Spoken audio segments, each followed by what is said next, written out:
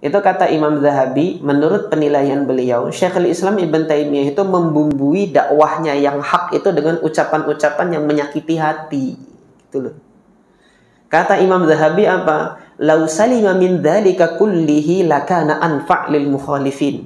Kalau Syekhul Islam Ibn Taimiyah itu tidak membumbui dakwah haknya itu, dakwah sunnahnya itu dengan ucapan-ucapan yang menyakiti perasaan kaum muslimin, sungguh dakwahnya Syekhul Islam itu lebih apa? Lebih bermanfaat bagi mereka yang tidak sependapat dengan beliau. وَمَا لَنَا أَلَّا نَتَوَكَّلَ عَلَى اللَّهِ وَقَدْ هَدَانَا سُبُلَنَا وَلَنَصْبِرَنَّ عَلَى مَا آذَيْتُمُونَا وَعَلَى اللَّهِ فَلْيَتَوَكَّلِ الْمُتَوَكِّلُونَ. Barakallahu fiik. Ini kan fenomena perpecahan di tengah-tengah kaum muslimin. Terus kemudian yang tidak setuju dengan dakwah yang begini nanti disakiti, yang tidak setuju dengan model dakwah Ustadz Fulan nanti ada disakiti, yang seperti ini. Kemudian ketika nanti terjadi suatu kezaliman, tindak kekerasan dan lain sebagainya, langsung buru-buru mengklaim dirinya itu sudah sesuai dengan tauhid. Karena yang saya sampaikan tauhid. Berdasarkan ucapannya siapa? Waraqah ibn Naufal, ketika Waraqah bin Naufal itu mengatakan apa? Mengatakan kepada Rasulullah pada saat itu kan, ya laitani kuntu jada'a, kata Waraqah bin Naufal. Andai kata aku masih muda gitu kan. Ansuruka nasran mu'azzara id yukhrijuka qaumuk. Ketika nanti kaummu itu mengusir kamu dari tempat kamu, ansuruka nasran mu'azzara, aku akan ikut dalam menolong dirimu ketika kamu diusir. Nah, Rasulullah kan heran ketika itu. Awa mukhrijiyahum, apakah mereka nanti akan mengusir saya, kata Nabi. Na'am. Maja'a bimithli maji'ta bihi, tidak ada seorang rasul pun yang membawa tugas sebagaimana tugasmu ini, gitu. Illa udiya, kecuali dia akan dimusuhi. Sekarang kalau kita lihat fenomena hari ini ya, dilihat dimusuhinya itu karena memang dakwahnya kah, atau karena memang ada sebab-sebab yang lain, gitu loh. Kalau kita dimusuhi karena menyampaikan yang hak, maka ini wajar dimusuhi yang seperti itu, karena apa? Pengedar narkoba mesti memusuhi polisi, gitu kan. Jadi benarnya polisi gimana pun di hadapan pengedar narkoba salah polisi itu. Perampok, gitu kan. Benarnya gimana polisi selalu di mata perampok salah, gitu. Penegak hukum selalu salah di hadapan di hadapan mata perampok ini.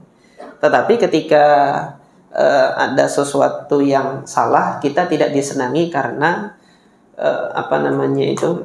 ada cara yang salah di dalam menyampaikan risalah dakwah ini. Nah, ini yang perlu kita koreksi. Gak bisa kemudian serta-merta kita ambil dalilnya Waraqah bin Naufal, gara-gara kita nyampaikan tauhid kemudian kita dimusuhi. Tetapi dalam menyampaikan tauhid itu ada bumbu-bumbu lain enggak? Al-Imam Adz-Dzahabi rahimahullah itu pernah punya kritik terhadap Syekhul Islam Ibn Taimiyah. Di dalam kitab beliau Tarikhul Islam, Imam Adz-Dzahabi itu menceritakan bagaimana Syekhul Islam Ibn Taimiyah itu sampai dipenjarakan dan lain sebagainya. Itu kata Imam Zahabi, menurut penilaian beliau, Syekhul Islam Ibn Taimiyah itu membumbui dakwahnya yang hak itu dengan ucapan-ucapan yang menyakiti hati. Gitu loh. Kata Imam Zahabi apa? Lau salima min dzalika kullihi lakana anfa' lil mukhalifin. Kalau Syekhul Islam Ibn Taimiyah itu tidak membumbui dakwah haknya itu, dakwah sunnahnya itu dengan ucapan-ucapan yang menyakiti perasaan kaum muslimin, sungguh dakwahnya Syekhul Islam itu lebih bermanfaat bagi mereka yang tidak sependapat dengan beliau. Tapi memang Dan ini diakui, dikritisi sendiri oleh muridnya, dan Imam Zahabi muridnya Ibnu Taimiyah gitu. Perkataan ini pertama saya dengar dahulu dari guru saya, Syekh Abdurrahman Asy-Syamrani, hafizahullah, semoga Allah menjaga beliau. Beliau yang mengajarkan hadis kepada kami. Jadi kalau saya baca sirahnya Al-Imam Al-Hasan Al-Basri, beliau itu ya seperti itu. Artinya ketika mengajarkan hadis, keluar hikmah faidah dari lisan guru saya ini, Syekh Abdurrahman Asy-Syamrani ini. Jadi tidak hanya nyampaikan hadis, tapi fikih dari hadis, tadabbur dari hadis itu keluar semua dari diri beliau. Ya, jadi saya memandang guru saya, Syekh Abdurrahman Asy-Syamrani ini miniaturnya Al-Imam Al-Hasan Al-Basri gitu. Jadi tidak hanya hadis yang keluar, tetapi petuah-petuah nasihat itu juga keluar dari beliau. Beliau menyampaikan fenomena di tengah dakwah sunnah itu, di mana syabab, beliau mengatakan syabab gitu kan, pemuda-pemuda yang baru belajar ini ketika mendapatkan sesuatu yang hak itu cenderung menyerang mereka yang belum mengetahui tentang hakikat dari sunnah itu gitu. Jadi ada kesan dakwah sunnah ini dakwah yang menyerang gitu. Dia dakwah yang kesannya itu dakwah yang menyerang dan menganggap yang tidak sesuai dengannya tidak sesuai dengan sunnah gitu. Padahal ada sebagian perkara itu masih khilafiyah ijtihadiyah yang masih bisa kita tolerir di dalamnya itu. Nah, ketika beliau menyampaikan itu gitu kan, ini sangat disayangkan terjadi yang demikian. Ini oleh karena itu beliau kemarin menasihati kepada kami di awal-awal belajar, jangan pegang dua kitab ini gitu loh. Al-Muhalla sama Nailul Autar. Ini kitab manfaatnya, faidahnya itu sangat baik gitu loh. Dan penulisnya ini diakui keimamannya oleh para ulama, tetapi yang disayangkan itu uslub atau gaya bahasanya itu cenderung ada kesan untuk menyerang kaum muslimin yang yukhalif, yang tidak sesuai dengannya. Ternyata memang saya buktikan benar gitu kan. Syekh Abdurrahman ucapan Syekh Abdurrahman Asy-Syamrani, saya buka kitab Muhalla itu, kalau Ibnu Hazm itu ketika mensifati mereka yang tidak sependapat dengannya itu kadang mengatakan hadza i'tiradu man la yattaqillah. Ini hujahnya orang yang enggak bertakwa sama Allah. Lah sampai begitu tuh siapa yang enggak sakit hati gitu loh. Ketika dikatakan ini enggak bertakwa sama Allah begini. Padahal yang beliau katakan demikian itu ya a'immah, Imam Syafi'i, Imam Malik, ini para imam sebelumnya diucapin kayak begitu. Nah, pengikutnya kan marah.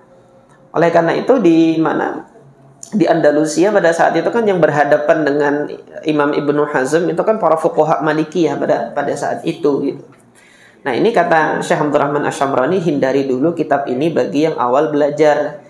Nah, jangan sampai nanti uslub gaya bahasanya yang cenderung menyakiti itu ikut ketularan. Baru kemudian disampaikan, ini loh Imam Zahabi menyampaikan bahwasanya Syekhul Islam Ibn Taimiyah itu sungguh akan lebih bermanfaat bagi para lawan-lawannya kalau beliau itu tidak membumbui, tidak menyertakan ucapan-ucapan yang menyakiti hati. Tetapi yang demikian ini memang Allah jadikan, kenapa ya?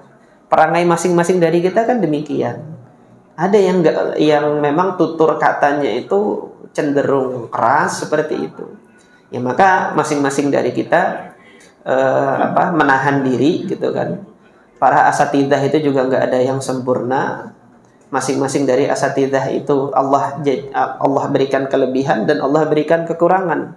Maka kita ingat apa yang dinasihatkan oleh Al-Imam Malik dahulu. Imam Malik mengatakan kullun ma min ahadin illa yu'khadhu qawluhu wa yurad. Tidak ada seorang pun kecuali kata-katanya itu bisa diambil dan bisa ditolak.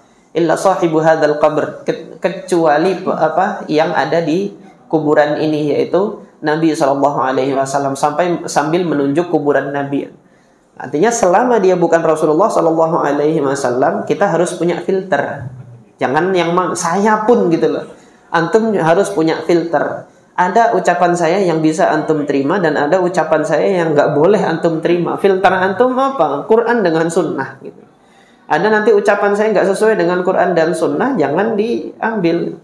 Misalnya suatu saat, waliyadzubillah, saya berlindung kepada Allah ya, saya mengeluarkan kata-kata kebun binatang dari lisan saya.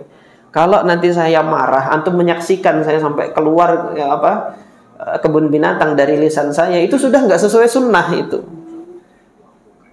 Pada saat itu saya tidak sesuai sunnah. Jangan nanti antum jadikan mentang-mentang itu keluar dari lisan saya kebun binatang jadi sesuai sunnah, nggak boleh gitu. Manusia sudah Allah muliakan, manusia bukan binatang, enggak. Sudah Allah muliakan, tetapi pada saat antum mendapati saya marah nanti keluar yang seperti itu dan tidak sesuai sunnah, katakan saya nggak sesuai sunnah. Demikian. Mungkin ini yang bisa saya sampaikan pada kesempatan kali ini.